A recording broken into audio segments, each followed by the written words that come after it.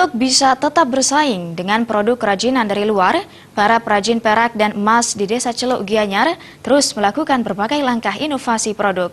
Selain pemasaran secara online, para perajin meningkatkan kualitas desain serta motif produk yang sesuai dan mengikuti selera pasar.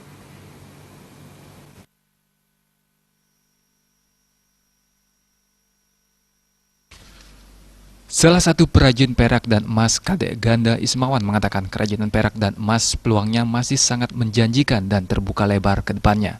Namun demikian, di satu sisi, persaingan produk kerajinan perak dan emas memang sangat ketat di pasaran. Persaingan tersebut terutama dengan produk-produk kerajinan perak dan emas dari negara Cina dan Thailand. Ketatnya persaingan tersebut disikapi para perajin perak dan emas dengan terus melakukan langkah-langkah perbaikan dan inovasi produk. Selain meningkatkan kualitas, juga dilakukan peningkatan dan pengembangan desain dan motif produk perak dan emas terus dilakukan dengan mengikuti selera pasar, ditambah dengan harga yang terjangkau pasar sehingga mampu memberikan kepuasan kepada konsumen.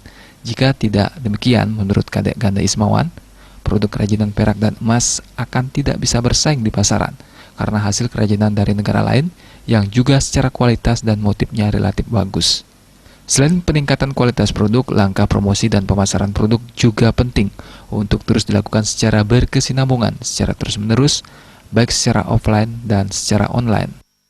Dulu kita mesti banyak belajar lagi dari industri perak yang ada di luar, supaya kita bisa bersaing, bisa memberikan suatu produk yang lebih berkualitas, dengan desain-desain yang lebih menarik. Jadi kita mesti improve, mesti ada perubahan, ada perbaikan di banyak hal.